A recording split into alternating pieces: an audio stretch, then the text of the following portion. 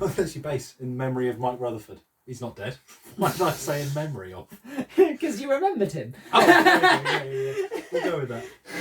Hello and welcome back. We're back with Genesis. Any of you who have persisted with Sam, I respect it. Before you say anything else, go watch the albums video. It's a doozy. It's a video. Oh yeah, it's an hour of at least one of us upsetting someone. Yeah, I think at least. Yeah, I think I might have done a few doo-doos in there as well, but we'll see. I think Genesis is the kind of band where there are so many different rankings that no matter what your ranking is, it's never going to appease everyone. Someone's going to be upset because they did so much. And so many, two completely different eras as well. So we are back with songs this time, and as is tradition, we're doing top 20. We did this with the Beatles and with Depeche Mode, and I did it with Queen with Chris. And it is when there's 10 or more albums, we like to give the extra shine because, as Sam was mentioning off air, if I had to cut the 11 through 20, it'd be tough. Yeah. So there's some great songs in there. 20 through 11, we're just going to roll off quickly. And I will do that first since you went first on the album. Indeed, it's only fair. So, number 20 from Foxtrot is Supper's Ready. Kind of a slot to commemorate the achievement more than... although I'd mentioned that I did enjoy large parts of the song. 19 from And Then There Were Three is Follow You, Follow Me. 18 from Selling You by the Pound is I Know What I Like in Your Wardrobe. 17 from Duke is Turn It On Again. 16 from The Lamb Lies Down on Broadway is Counting Out Time. 15 from Trespass is Visions of Angels. 14 from Selling You by the Pound again is Dancing with the Moonlit Night. 13 from And Then There Were Three, Undertow. 12 from Nursery Crime is Fountain of Salmacis. And number 11 from Duke is Duchess. Right. So, what have you got 20 through 11? 20 through 11, kicking off the list is a song from The Lamb Lies Down on Broadway, and it's In the Rapids. Okay. Number 19 from And Then There Were Three is Say It's All Right, Joe. Number 18 from Calling All Stations, it's One Man's Fool. And number 17 from Genesis to Revelation is A Place to Call My Own. Number 16, it's I Know What I Like, parentheses In Your Wardrobe from Selling England by the Pound. Number 7 from The Lamb Lies Down on Broadway is Fly on a Windscreen. Number 14 from Genesis Self-Titled, it's That's All. Number 13 from Selling England by the Pound, it's More Fool Me. Number 12 from The Lamb Lies Down on Broadway, it's The Lamb Dies Down on Broadway. Oh, the light dies down on Broadway, yeah. Number 11 from Duke, it's Turn It On Again. Okay, we shared a couple already. Yeah. Nice. You did say instead of number 15, you said at number 7. But that's okay. Well, at least I didn't then reel off my top 5. So, anyway, now we're going to take it one apiece so we can give each individual song its shine. So, number 10 from Foxtrot, Timetable. Really beautiful piano ballad. I don't know if it's like toy piano that comes in. Sort of like it's not really a solo. The sort of middle part. You know which part I mean. I think I heard that it was that they were playing the inner strings inside the piano. It creates this really nice sound. It's really gentle, really soft. I think it's great. So Timetable is my number 10. Number 10 from Invisible Touch. It's In Too Deep. I think it's a really sweet song, very sad and somber, and it's just, you can tell that in it it's just had enough. You want to carry on, but it's in too deep. It just hurts too much, and it's something that I can really attest to, and it's so relatable to me. It had to be in the top 10, but only just. Yeah. Cool. Number 9 for me, one of the catchiest songs in the catalogue. You got no horns and you got no tail. Trick of the Tail from Trick of the Tail. As I mentioned in the albums video, a bit tiring to listen to that album because it's all so much all at once, and then this song comes in towards the end and it's very fun and silly and just, I don't know, I like how it fits in the flow of the album. It was one I knew before listening to the album, so I've got a bias towards it in that sense. You'll see that in my list as well. So Trick of the Tail comes in at number 9. Really fun little pop song. My number 9 from Genesis Self-Titled, it's Mama. Oh, nice, yeah. Powerful, strong. What a way to enter It's such a great song. A bit strange in places, but I just love it overall. I think it's really... Yeah, there's really weird parts in that song. But I really like how it builds up and then it comes down. Yeah.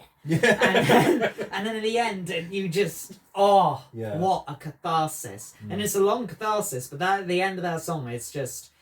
It's built up and it's such a great payoff to me. I just really enjoy it and I have done for a long time and I will continue to. Good word there, catharsis, and I'm going to be using it for my next song. My next song is number 8 from Duke. It's Behind the Lines, the opening track. I talked about how much I fell in love with this song when I first heard it, and it takes half the song before Phil comes in. But when he does, it's bang, he's there. He's powerful. His presence is so much greater than it was on the albums before. He's got a swagger, he's got a confidence, but he's also got such a tenderness that I love, especially on this album, quite sad in parts. And this one especially is just so infectious, so catchy, just great. I love this song. And yeah, it works really well with Duchess, which was only a few spots behind. I almost put them, back to back on the list because I listened to them together so much. Yeah. But I think I prefer Behind the Lines by a hair. Fair enough. It comes in at number 8. My number 8 from Invisible Touch, again, it's Land of Confusion. I really get on board with the message. I think that kind of cynicism, although it's unique to the time period, I think there is still some of it that can be relatable to now. We live in a very turbulent time, politically and ideologically, and there's just this idea of how there's so much going on. This is the world we live in. These are the hands we're given. I think it's fantastic, and you only have to adjust it a little bit, and the message still resonates. So that's why it's managed to make my top 10. It's my number 7 now? Yeah. My number 7 from Selling England by the Pound, which is my favourite album. It's The Cinema Show. Oh my God. What an immersive experience. It's about 11 minutes long. The first half especially I love. The second half is a bit more instrumental and jammy, but the first half is great. Take a little trip back to Father Tiresias. It's just great imagery. Again, I mentioned the Romeo and Juliet stuff going on there, and just great lyrics, sort of talking about the daily lives and like trying to get by. And they want to go see their cinema show on their date, but sometimes life gets in the way of that. And I think it's, even though they're in this sort of mystical fairy tale thing, they've got a lot of messages in these songs that you can really relate to. So, Cinema Show is my number 7. Fair play. My number 6 from Duke. It's Please Don't Ask. Oh, great one. Yeah, it's really good. I really enjoy it. I think Duke's going to come up again in my list, okay? But I think this is one of the songs that really encapsulates why Duke is such a wonderful album. I really love the sound. I think it's immersive. Sort of what you said about the cinema show, I think the same about Please Don't Ask. Certainly not the best. There's going to be, I think, one song that trumps it. But I just think it's really, really sweet and melancholic, which is what the album really is. There's an edge to it. There's something about it that's different to Invisible Touch, which is a bit more fun. Yeah. But there's just something about that song and that album that really hits and settles in a different part of my heart that Invisible Touch is, and that's why I think that they really work together. And that song, can't really say much more about it than just how much I enjoyed listening to it. Above all else, it piqued my interest again as I was listening to Duke and made me remember that this is truly fantastic. And yeah, I'll talk a bit more about the songs in detail with that one other song that I've got from Duke. My number 6, I'm very happy to see we share this one, and it's More Fool Me. Phil Collins vocal. Again, I didn't really mention this in the album video, I meant to. But what I love about Selling In by the Pound, it opens with a long song and you get a shorter song to sort of breathe, which is what Trick of the Tail lacks. And then you get Firth of Fifth, it's a big epic track, and then More Fool Me, which is a nice acoustic vibe. And it's paced so well, I think. And yeah, More Fool Me is beautiful, great lyrics. I think everybody can relate to this one. Sort of a girl making you feel like an idiot, basically, for believing that she isn't sort of mistreating you, I suppose. And more for me. It's very simple way of putting it, but I love it. And that's one of my favourites on Selling In by the Pound. Not my very favourite, but yeah, that's 2 in the top 10 already from that album. Well, yeah, wow. My number 5 from We Can't Dance. It's Hold On My Heart. Yeah, figured this would show up. Yeah, it hasn't made middle position simply because it's a little bit too sad, a bit too melancholic, and not a lot happens really in the song. But those lyrics, oh my god, the lyrics are just poignant. And yeah, it kind of, it's just somewhere, the message that song has is just somewhere that I have found myself in more often than I'd like to admit. Yeah.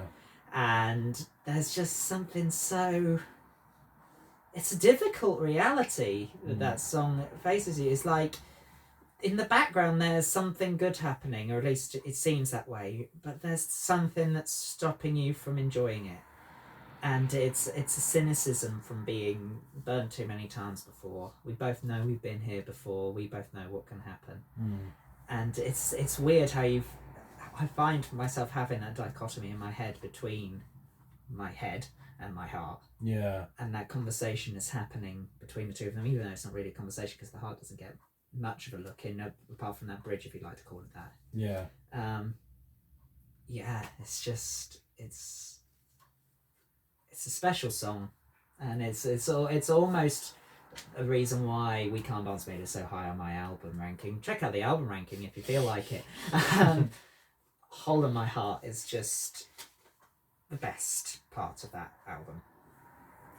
I mean, I don't agree much, but I'm glad that it brings such importance to your life. I mean, I'm glad that song serves some kind of purpose.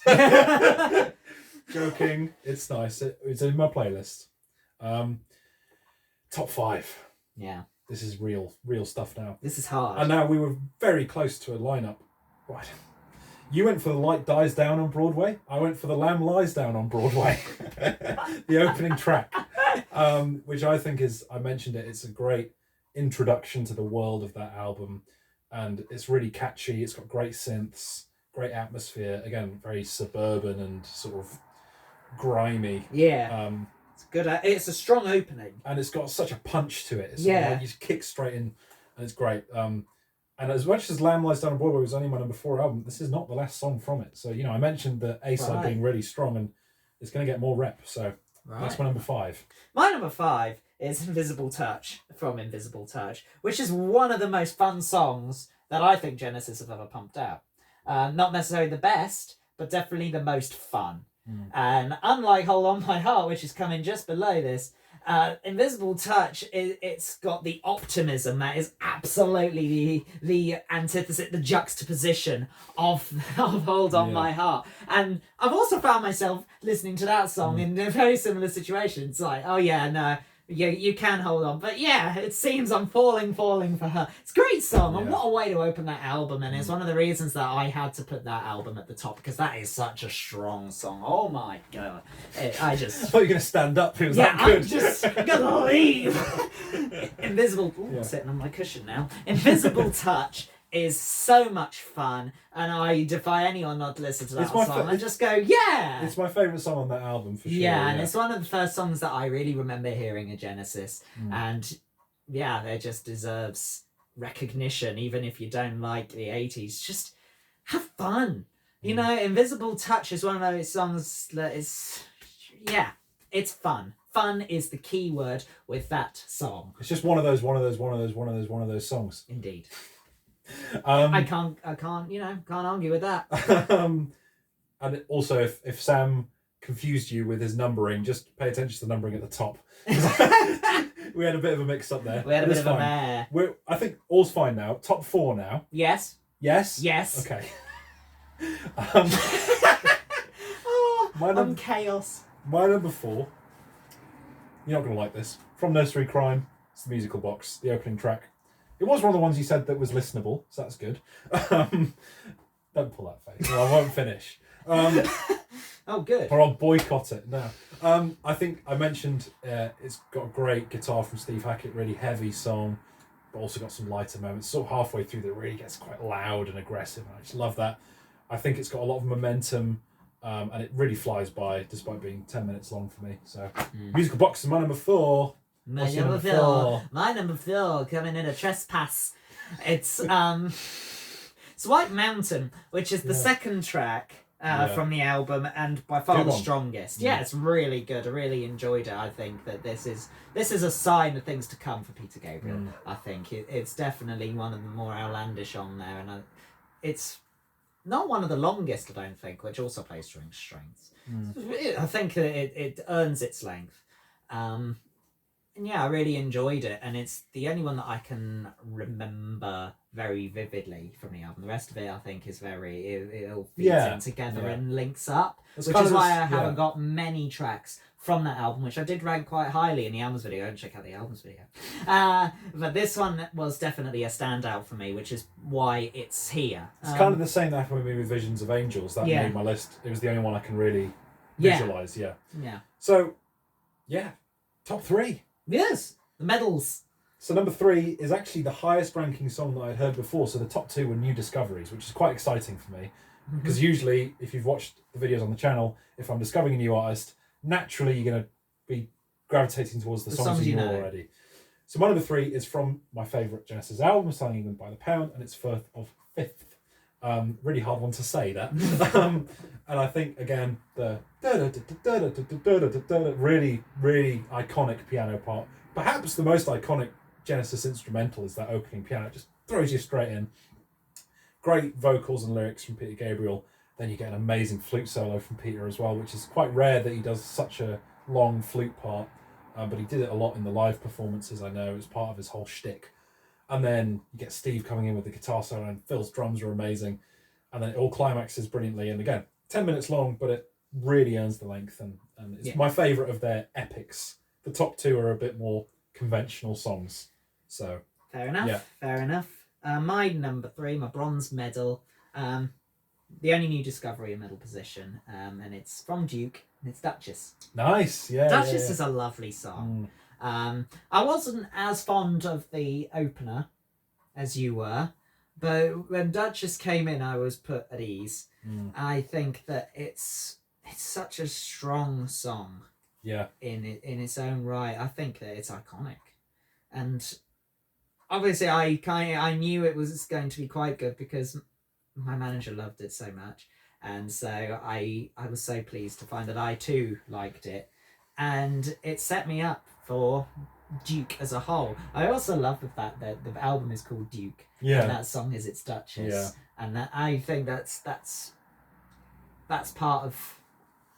In my opinion, it's like Duke is everything, and then Duchess is second to that, and it's like that's how I see it. I think that it's also it's like a pseudo concept album. I don't think it's really a concept album, but it's sort of like I said, all the songs explore similar moods and themes. Yeah, and I really like the pace of it, how it kind of takes its time, and that great chorus.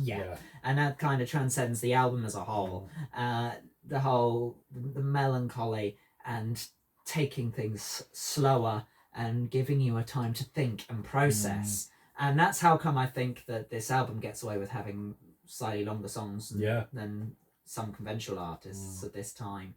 And I just really loved it. And it was listening to this, I thought, you know what, Duke could be number 1 here. And so, that's how come it's managed to make it as high as it has. I'm glad it made your list because it let me talk about it, because I just mentioned it at number 11 and then I couldn't talk about it. Cool. My number 2 is from, I mentioned it would come up again, it's Lamb Lies Down on Broadway again. These two, man, I really had trouble because both of these two were the songs that I listened to and I had like a physical reaction. I had like an emotional, I'm going to get quite, I love these songs a lot. Wow. And it's Carpet Crawlers at number 2. Right. Which it comes towards the end of the first disc.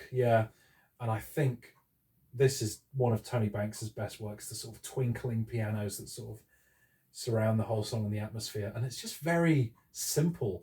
It's just the Carpet Crawlers heed their callers, we got to get in to get out. And that's most of the lyrics for the whole song. And it just keeps going.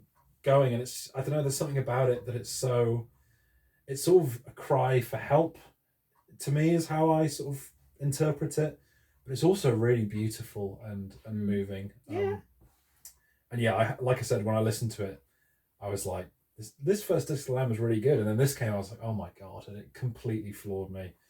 And it's unfortunate that there was another song that floored me even more Yeah. ahead of it. So Carpet Crawler's 1B. Yeah. The reason why I've got a bit confused reading out my list is because as I've been sitting here, Yeah. I have actually been changing them in my head. Oh, okay. And this one has managed to climb up to silver Wow. while we've been recording. Interesting. Which is why I've been a little bit muddled in reading it out. My silver medal is from Invisible Touch, and it's Throwing It All Away. Right. Which I don't think is as emotional as Hold On My Heart, and I don't feel as emotional listening to it. But there's something about it being the middle ground between Invisible Touch and Hold On My Heart that kind of makes me love it even more. Because it's neither one nor the other. It's just like, it's not great. But yeah, we're still gonna like, I like how it's like dealing with a slightly more somber subject matter and a more upbeat tone. And that's how come it's managed to get it, because it's working with different sounds and vibes, and I think that plays to the strength of the album, and is the reason why that album has managed to get up to number 1 for me. I think Throwing It All Away is one of the underrated singles that they put out of this era. I can't win in round. It's hey, I'm playing less faces than you did for Nursery Crime. Yeah. Yeah, true. But I've got a more expensive face. Alright, I'm not going to say any more about Throwing It All Away. It speaks for itself, in my opinion. It's a silver medal for me, and I'm quite pleased that it's actually worked its way up as I've gone on with the album. It's not the only one that's gone up, incidentally. The list has moved around a lot as we've been recording, but I am actually, now that I'm coming through to the other side, quite contented of where things have now rested. Well, yeah. I said Carpet Crawler's 1B. I think number 1 is. It's number 2. Let's be real. My number 1 is. I've decided. Okay. It's there. How to talk about this song. I suppose I'll get a bit personal with this. Okay. And that's okay. Much like with Slow Dive, I did that. I mean, I'm alright if you're alright. Yeah. So, my number 1 is from A Trick of the Tail. I know what it's going to be. It's Ripples. Yeah. I don't know if you've been spotting my Last FM listening. What? Get that away. Yeah. So I listened to A Trick of the Tail. I remember, this is, I think, the 3rd from last song. This and Trick of the Tail come back to back, actually. So it's a good moment in the album for me. Yeah. But I remember feeling like everything was sort of fighting, and they were all sort of shooting for the same powerful thing. And this song came on, and it all made sense to me what they were going for. And this is what they've been trying to do for the past 5 tracks, basically. Again, I've talked on the channel before about lyrics that are very plain and simple, emotional. Sail away, away, ripples never come back. Oh my God, it just hit me. And it's the power of Phil's vocals. I think this is the first sign that, yes, he can be the front man. Because like I mentioned, the first half of the album, he's kind of doing a Peter Gabriel impression. Yeah, he's covering for him. But this song is it's like a sign of the power ballads that he would do later on, and I absolutely love it. I just think when I listened to it, I had to listen to it again and again. I think I listened to it 8 times in one night, which is quite a lot for me. Yes. Because I just had such an emotional reaction to it. I don't know, there's something, it's sort of like accepting your situation, that someone's leaving your life, which, at our age, I think people tend to grow apart quite a lot. And it's something that I was struggling with at the time, coming to terms with. And this song was sort of a blanket over me, It was sort of saying that it understands what I'm going through, essentially. And I just think it's one of my all-time favourite songs immediately as soon as I heard it, which is so rare. Like I've said to you before, a lot of albums I love, I take time to love. But this song... Let it sink in, is the phrase. Yes. This song just blew my face off. I absolutely love it. And I'm never going to stop listening to it. I think, Phil's vocals. And then what I love is that you have the 2 verses and 2 choruses. And it's 8 minutes long, and it's 4 minutes in, and you've already had 2 choruses. You think, what's going to happen now?